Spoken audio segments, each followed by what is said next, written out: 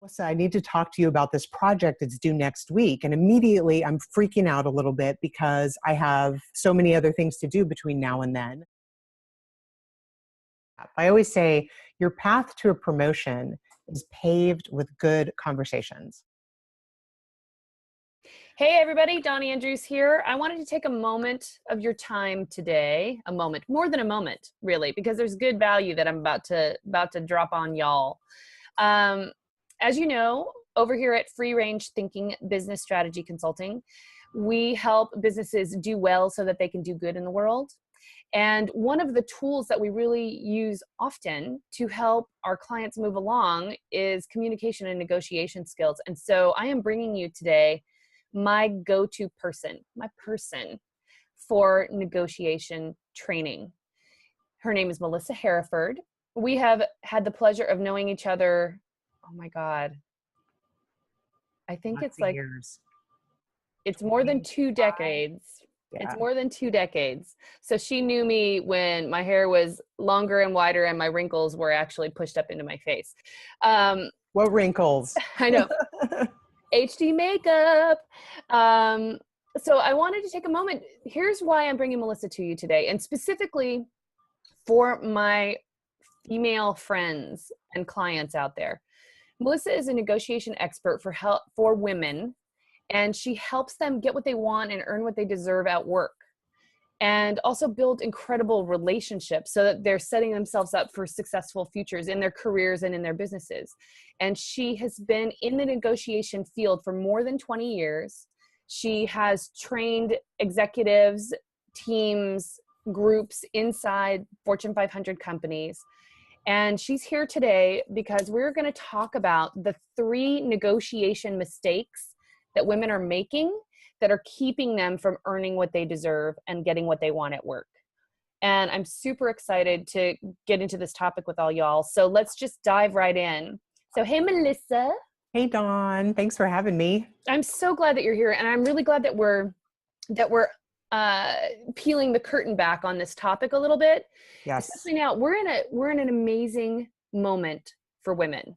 Yes, we are. We are finding our voices. We are being heard. We are not being turned into people who are being shamed or that we're histrionic or we're crazy. People are actually hearing what we have to say. We're making a difference and making a dent, but we need to know what to do with that newfound power and newfound collection of voices that we've gathered. And this is why I was really excited to talk to you today, because it's not only just about what happens at work, but it's about the relationships that we're building moving forward and continuing to build and maintain this power and empowerment that we're finding. So my first question to you is, give me your definition of what negotiation means to you, because I find in talking to many of my female clients, they're very allergic to that word. There's something about it uniquely that either sounds very male or it's just not a word that's usually in our zone. So tell me a little bit about your definition of negotiation. That's a great place to start. I love it because this is going to blow your mind. This is going to rock your world, and it's going to change the way you think about negotiating, because I find the same thing. When I say I teach women how to negotiate, the women look at me like a deer in the headlights. Like, oh my God, I hate that. I dread that. It's one of the things that I dread the most every year when I have to negotiate or not negotiate with my boss. So it's a great place to start, because negotiations are just a conversation that you have when you have to come to an agreement with someone. That's it. It's that simple. Right? Like it really is that simple. You are negotiating all day long, every single day. It's not just those once a year negotiations where you ask your boss for a raise, where you talk about getting a promotion. Those are really important conversations for sure. And you need to be prepared. And we're going to talk a lot about that today. Okay. And I talk a lot about it in my course, Negotiate with Confidence. But here's what kind of takes the pressure off of women when I say, listen, these are conversations you're having every day, all day long. What are the project specifications? What are the deadlines? Who's going to be on this team? What are we going to have for breakfast? What are we going to have for dinner? Where are we going to go for cocktails after work? These are all conversations that we have all day long, every day, where we have to come to an agreement. So what do you think, it is about that particular place that people have negotiations, that annual salary review, or you've been on projects and you're looking for a raise, or you're a business owner and you're looking to negotiate a deal with somebody? What do you think it is about that moment that somehow freaks people out? I think for women, we want to be likable. It's really important to us. And we think at a very deep, at the core of our beings, that being likable is not possible if you are saying clearly what you want. We think that we're going to be labeled as bossy or aggressive. Many of us have heard throughout our careers, you just have a little bit of an edge to you that people don't like. Or if I say no, or I change the specifications of what you're asking me for, I'm somehow labeled as being difficult. And Mm. once you get put into that category as a woman, it is like against our very natures to exist in the world in a place where people see us as hard to work with or difficult to get along with. And of course, I'm generalizing here. Not every woman feels that way, but the women that I work with, the women who are attracted to me and my message and what I'm teaching about negotiation, tend to relate to this. Yep, I can understand that. Well, let's see if we can break down some of those barriers. So one of the things that you and I wanted to talk about today were the 3 mistakes that women are making that are keeping them from getting what they want and what they deserve at work. And it was interesting. So for all y'all at home or out there watching and listening, it was really interesting talking with Melissa about this, because there are things that we know we do, like maybe we talk too much, like we say more than we should, or, you know, in the olden days for me, like to be vulnerable and share a little bit, I used to be a weeper. Like whenever it was time to say what was on my mind, like the tension would rise and my voice would get very high and fluttery, and I'd be in a place where I couldn't find my power. But to me, these are obvious things. These are the things that we already see in ourselves that are getting in our way. And what I'm excited to hear from Melissa today is the things that we don't see, the things that are hidden from our view, but that we can make changes with, that will give us back our power. So what you got? Okay, so what I find, one big mistake that we make is that we think when we go into a meeting, it's a one and done deal where we have to leave that meeting with a deal in place. And this can be really constricting for us in many ways, because one, if you get emotional, if your boss or whoever you're meeting with says something that you weren't expecting, or says no, or says, you know, anything from, listen, Melissa, I need to talk to you about this project that's due next week. And immediately I'm freaking out a little bit because I have so many other things to do between now and then. I think that we have to come up with an agreement in this moment. So the mistake is that women don't realize that you can say, I need to think about it. I'll get back with you tomorrow. And this is really powerful when you have people who are putting additional deadlines on you. So remember, I said negotiations are every conversation. If your boss comes in or the project manager comes to you and says, listen, we need to move that deadline up, you don't have to respond in that moment. You can say, well, let me look at my calendar and get back to you. And you're doing a couple of things in that moment. One, you're reclaiming your power over the deadline, and you're giving yourself some space to think, to come up with some questions in order to move the conversation forward in a different way, where that person doesn't own the outcome. You have more the ability to contribute to that outcome in a different way, a more powerful way where you're owning that outcome. So that's number one, is thinking that it's a one and done deal within one meeting. And it cuts both ways, the one and done. And I want to call this out, especially for women that are in the early stages of career building or even business building.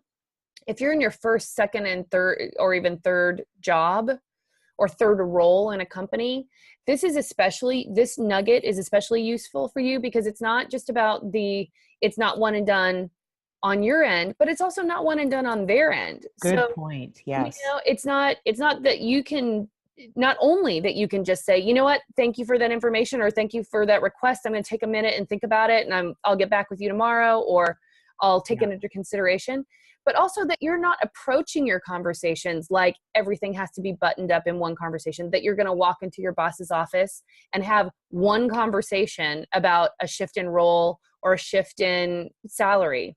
Yeah. It never happens that way. No. When you're new into your career, what comes up is the only negotiations that you've had around getting what you want in this way have usually been related to school or parents, where it is mostly a one and done situation. But in the work world, that is just not the case. It takes time and it takes installments of I love that. conversation. Yeah. I love that, installment. So imagine that you are your boss for a minute. Okay. And somebody comes into your office and says, listen, I've been doing all this great work.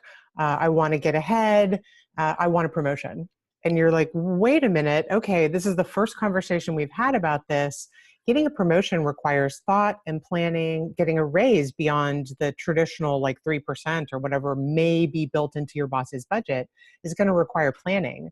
They have to go and put together their budget. They have to think about who's going to replace you if you're moving into a new position. There's so many moving parts that are happening behind the scenes that you don't see. Knowing that and going into each conversation as one step. I always say your path to a promotion is paved with good conversations. I love it. Is that good? Tweet that, baby. Tweet it. Your path to a promotion is paved with good conversations. Nice. So, and just as a button on this, as somebody who is in the hiring chair, depending upon how large the company is and how many people are involved, when you step into that room to have that conversation, your person may not know the full extent of what you do every day. Right. Good point. They know what's on the job description, maybe. Yeah. You know, they knew it when they hired you, but they may or may not have checked in with you on any regular basis. Right. So you're coming in revved up with all these great things and all this value that you're providing and all these projects that you've crushed it on. And they're going through their 2,000 emails in their inbox and whatever else is in their day. So installments, good conversations. Exactly. All right, good takeaway. Okay, so tell me, what's another mistake that women are making?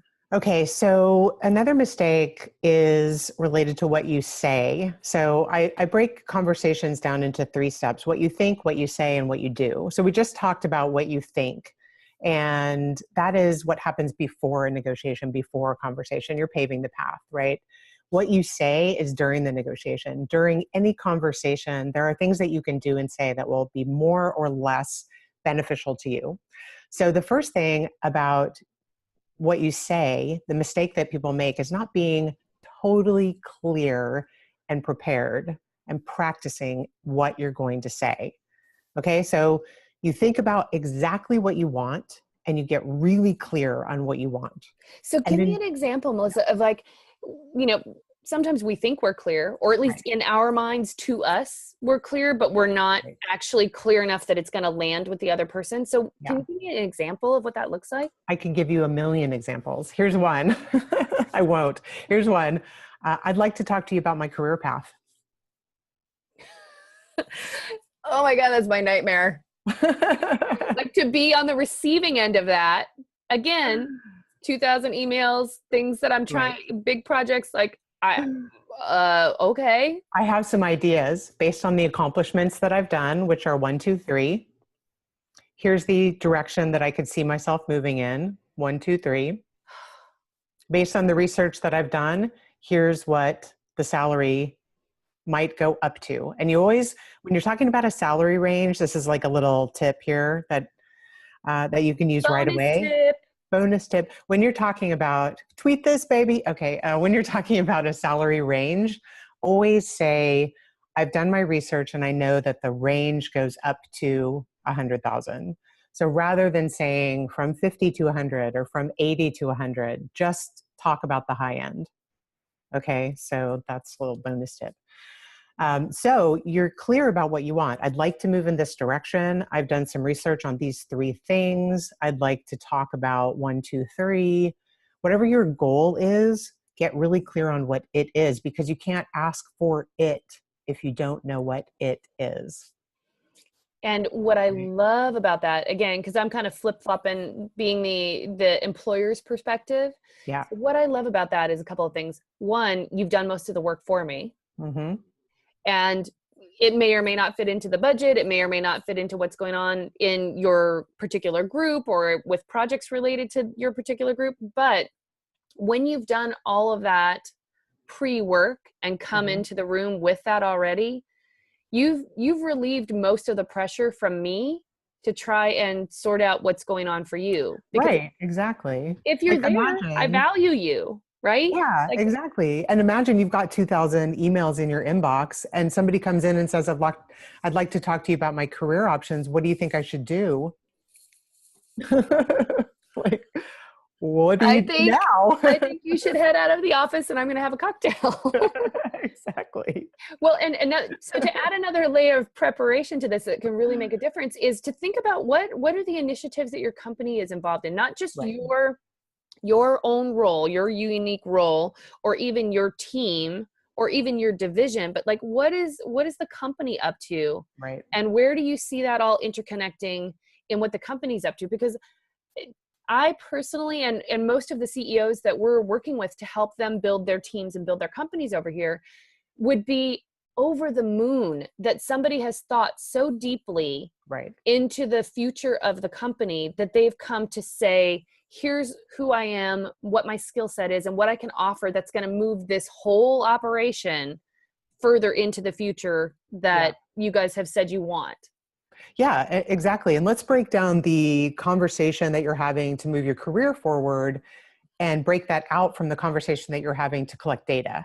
Yep. Okay, so it is great, amazing to go in and talk to your boss, other division heads, other vice presidents, other directors, other managers, anybody you can get your hands on or get time with, and say, listen, I'd love to go out and grab a cup of coffee or buy you a cup of coffee and talk about what you're working on. I'm looking to the future, I'm looking at my career path, and I'd love to get some ideas about what's important to you so that I can see where I can add more value. Okay, And people then that you're are asking them a listening, million questions you like, you got it. yeah, People out there, they have got to know this is gold what you're sharing with them right now, because this is the stuff that's behind the wall. yeah, Like when you let's say you and your coworker are standing outside your boss's office, he goes in potentially, has a conversation, comes out, promotion, raise, leading a yeah. new team, whatever has happened, you're like revved up, you're ready, you've prepared ish, probably not using the tools that Melissa has been dropping since we got on this Zoom call. You walk in, you have whatever conversation you have, you're probably coming from a place of one and done, you're probably super emotional, you're doing your very best, but you are not fully prepared and you don't have the tools and the skill sets that are available to you and that are totally learnable. Yeah. And so you come out completely different result, but you don't know what happened behind the door. What Melissa has just been sharing is what's happening behind the closed door. Yeah. This For is the some stuff that reason, people are guys, seeing. yeah, for some reason, guys, men just know how to do this. And there's a lot of research behind why, starting from when we're children, the fact that girls are taught to be more likable, and that means not asking for what you want and not speaking up. But don't judge yourself because you don't know how to do this. These are learnable skills. Totally. And they're not, at no point would you ever hear me say, change who you are to get what you want. You can totally be yourself Yep. and still get curious and still ask questions and find out what's going on. And then you can still be likable and go in and ask for what you want. I think of it like kind of like driving a car. You're still Yeah. you. Like Yeah. your core, the core of your being is no different behind the wheel of a car than it is in a negotiation. And Well, you've some just people learned might disagree skills. with that, Dawn, because I've known some road ragers that are like, whoa, Like, whoa, where did that come from? leave that anger behind. Okay, so maybe that's true. However, I'd like to think that 85% of the time Right, that exactly. I'm still the same person behind the wheel and I just learned the skills to drive. Yeah. Yeah. And that's And what we're other talking about examples here. are, if you were going to go make a presentation to the board, you would learn how to use PowerPoint or Keynote. You would learn how to use the remote control on your phone in order to change the slides. Yep. Or, with a remote control. You would learn how to use Excel if suddenly you were promoted into a management position and you had to put together a budget of your own. You would learn how to do that. For And sure. negotiation skills are conversation skills. And I'll tell you another little secret, Dawn, is that these skills are not just for work. In fact, I credit the success of my happy marriage of 23 years with using these skills together to communicate more effectively with my husband and he Nice. with me because we do it together. See, now, how about all that? That's extra added bonus right Yeah. there. Okay, so let's button off. So mistake number 2 that you find people doing is, Yeah. Is not being clear about what you want, writing it down, practicing saying it so you can say it out loud in the yeah, moment. excellent. Yeah. Okay, so let's talk about, I'm loving every single one of these. So tell me mistake number 3. Okay, mistake number 3 has to do with action, what you do. So remember, we talked about what you think, what you say, and now we're going to talk about what you do. Okay. A big mistake that people make is not documenting the outcome of your conversation. Mm, Let me give you an example. I hear okay. this all the time. I had a great meeting with my boss. We talked about, I'm going to do these 3 things between now and the next 6 months. And then, assuming I accomplish those 3 things, I'm going to get a 10% raise. Great. Did you write it down? Did you document it? Because in 6 months, if you don't document it, there's a very good chance you're going to show up at your boss's door and say, hey, guess what? I accomplished these 3 things. I'm ready for my 10% raise. And your boss is like, Say what now? what? That wasn't what I thought we agreed to. And you don't want to let 6 months go by. That's 6 months wasted, where you could have just sent an email afterwards. Hey, it was great talking with you today. I really appreciate your time. I'm super excited to be working on these 3 things. And my understanding is this. Did I get that right? Bam. And then put it in an email, put it in Yeah, your, if there's an HR file to be put in, to have it be put in, put it in right. your HR file. And I even Exactly. recommend scheduling that appointment for 6 months from now Great with idea. your Yep. person's secretary. It may or may not stay on that same day, Yeah. but it puts a pin in it for you Mhm. and for them that this day Exactly. is coming moving forward. Yeah, yeah. This is a great tool to use if you're interviewing for a job and they say, we can't pay you that at this time. You can use the same tool to say, if I meet, what would I need to meet in order to hit that higher number? It's a great tool to use when you're working on any project with other humans where misunderstandings can occur. Just sending out a recap email saying, I understand that Melissa's going to do this, Dawn is going to do this, these are the due dates. It just cuts through any misconceptions where you get to the end of the project and you're laying out for the team what happened. And the person who was supposed to be doing the graphic design is like, I thought this was due next Friday. You just really cut through any of those misunderstandings. And see, I imagine that a lot of folks, as they're progressing in their careers and even progressing and leading their companies, they're using these documentation and follow-up skills in other areas, Yeah. but it's sort of like you go blind to it in these particular moments because one of the things that you and I have talked about behind the scenes that I think is really important is that in these moments, especially for women, we go blind to it because our value, our sense of our own Right. personal worth is on the line. Right. And it's like, you know how they talk about your limbic brain, your lizard brain, and then your thoughtful, Yeah. cognizant brain. It's like we go into our lizard brain. We're trying to sort of fight for our survival. Yeah. Nothing, there's no survival issue on the line, but because our value or our worth is being judged. Judged. Right. Yeah, it's like we go blind to these important detailed skills that really set us up for success moving forward. Yeah. Yeah, completely. And we really tend to take things personally where we shouldn't. And, I hear it all the time where women say, well, he interrupted me. It was so rude. And it's this misunderstanding in language and body language and the things we say and do that women take personally that men just don't take personally. So again, I'm not telling you to change who you are, but I do encourage the women in my class, Negotiate with Confidence, to look at those assumptions really closely. And we do a lot of work on what those assumptions are doing to really harm you, not only professionally, but also at your deepest level of humanity.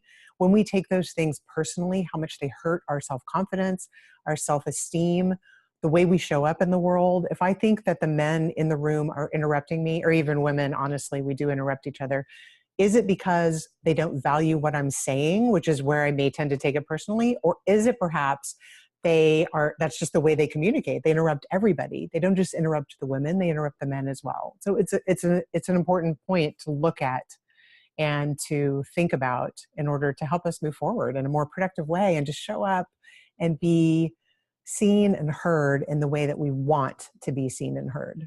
I think I agree with you. And I think as an interrupter, and so one of the things, like here's one of the things that I've learned to do over time is that, especially if I'm just starting to work with a new client, I'll tell them, okay, so here's what's going to happen. We're going to have this conversation. It's designed this way. I will blurt. I will interrupt you if I find that there's something important that we need to pull out. It's not because what you're saying isn't interesting. It's that we've hit on something that's really important to call attention to. But that's learned language. That's a learned style. It's not like I popped out of the womb saying, I'm an interrupter. This is what I do. You know what I mean? I had to learn how to do that and start folding it into what I do. And I also think people get really excited too. Like excited, yeah. You've said so many things that I'm like, oh my God, yes. I want to lean in. I want to say more about that. So I am 100% sure if you watch this recording, that I will have interrupted you as well. So because I get excited and I jump in. So I think in those moments where you and I are on the same page, we're totally collaborative. There is no doubt in my mind that you support me and want to hear what I have to say, and you feel the same way. But when I'm feeling vulnerable and maybe I'm the least powerful person in the room, or I feel like my authority is being challenged, it's very, very difficult to see those moments in the way that you and I are kind of reframing them. We see those moments as being personal attacks, as being challenging my credibility. And sometimes they are that. So you have to also just accept that sometimes you get interrupted because somebody is trying to diminish your authority. But oftentimes it doesn't have to do with you. It has to do with them wanting to look smarter, wanting to look better. It has to do with the way they want to be perceived, nothing to do with you. And the reason, here's why I think this is so, like, this is our third mistake that we're unveiling here that I think is so important. And we've digressed a little bit because the third mistake was being able to document things. Right. But what we've moved into a little bit is a conversation about learning how to translate the behavior of others and and then from that translation, how we choose to react to it. Because it's so important, not only because of it having the ability to diminish your confidence, your ability to speak up, to be powerful and to be included or to lead in whatever role you're in, whether it's at home or at work. But it's also really important because it's what you start building on. So it's not just that you had a moment and you felt a lack of confidence, or you felt like, God, why did that person have to say that? Because now I feel like I'm questioning everything that I did. The problem is that then you take that and you start taking next steps from that frame of mind. So you're actually building your career or your next step or your relationship or whatever it is from this place of insecurity, and you're knitting yourself into a future that is not where you want to go. Right. So we've got to learn how to read people and see what's going on and be able to translate it a little bit, like to have that just level of detachment to be able to understand where they're coming from. Completely. And the great news is it's never too late. It's never too late. Which is what we're here to talk about, by the way. Hey, transition. Hey, transition. Transition moment. All right. So here's what's on offer for everybody today. Melissa has a fantastic course. I know because I have been behind the scenes in her building it and putting it together.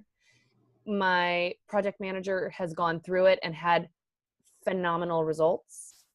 She's nodding her head off screen over here. So the reason I wanted Melissa to give you a taste of this is so that you could see that she is, well, brilliant. Thank you. Funny. Thank you. A pleasure to learn from. She's an incredible teacher, and she's put together a course called Negotiate with Confidence. And so this is what I want her to share with us next. So tell me about the course, Melissa. So the course is based on my almost 23 years of experience working in negotiation skills training. And I always joke that my courses are teaching people how to negotiate like a human, because they're not about manipulating. They're not about tricks. They're about building more solid relationships with other people in your life. Whether you're a salesperson negotiating with a customer, whether you're a procurement person negotiating with a vendor, whether you're a spouse, a person negotiating with your spouse or your children or your boss or your peers. Those are the negotiations that I have almost 23 years experience working on from a skills perspective. So I've based this course, Negotiate with Confidence, on all of those years of experience and what I've seen works. Part of that is the 6-week curriculum. So in my years and years in corporate training, we always did 1-day or 2-day classes. And what I found is that people would be so excited about what they learned and they would be ready to go out into the world and apply these new skills. And then reality would hit. You go back to work, you get busy, you have 5,000 emails waiting for you after 2 days away from the office, and maybe you end up using 1 or 2 of those skills that you learned in the 2-day training. Yeah. So when I put together the curriculum, I spread it out over 6 weeks. So we learn 1 skill at a time, we practice it, you get feedback. We have office hours open to come and get additional coaching and talk through what's working, what's not in between those weekly sessions. So really you have access to me and your group twice a week for 6 weeks.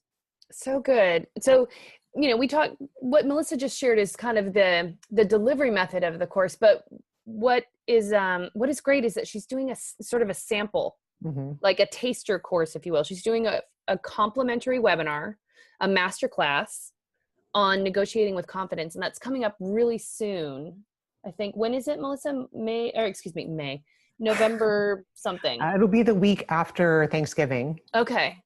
So the reason I was bringing Melissa to you today is to share those 3 mistakes so that you can just take away some of her incredible body of knowledge and skills, and to peek behind the door that's always closed, that you never get to see what's happening.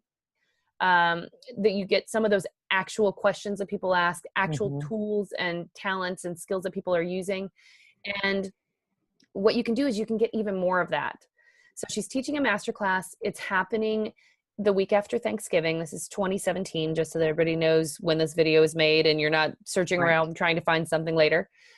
And what I would urge you to do is go register for that complimentary class, because I'm sure you've gotten incredible value out of just the 3 short nuggets that Melissa was able to share today.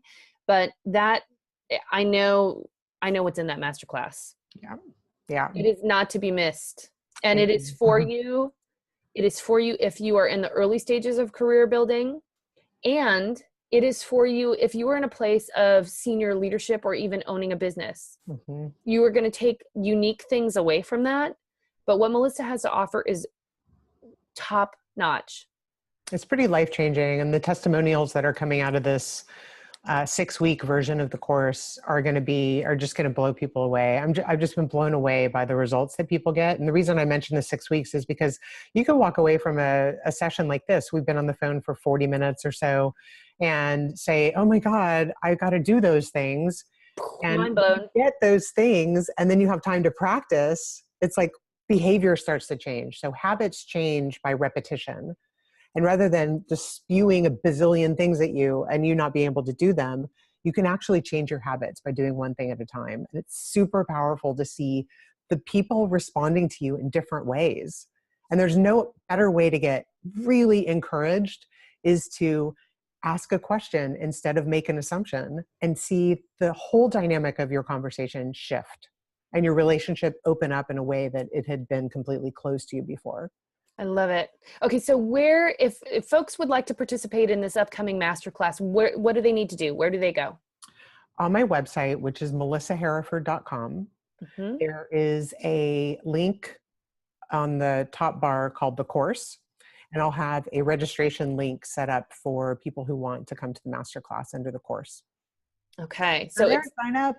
It's Melissa, MELISSA, Hereford, HEREFORD.com.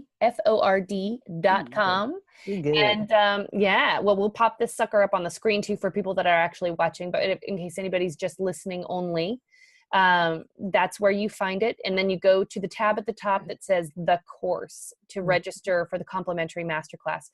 If you are in the early stages of your career, or you are in senior leadership or the owner of a business, it's time. Just go there and click on the course, melissahereford.com, click on the course, register for the complimentary masterclass, because I hope you've enjoyed spending some time with Melissa today. I know that I have taken away all kinds of good nuggets just from our brief conversation. Yeah. And like I said, I've seen this masterclass and I've seen the Negotiate with Confidence course.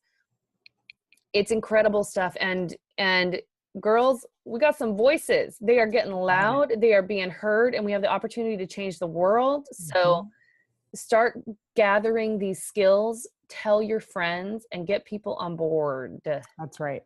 You can do this. You have everything inside of you. You just need a few skills and a little community to back you up. Bam. I'm just going to leave it at that. All right. Sending everybody love. Thank you for spending some time with Melissa and myself today. Thank you. Thanks, Dawn. Thanks, everybody. All right. Big love to everyone.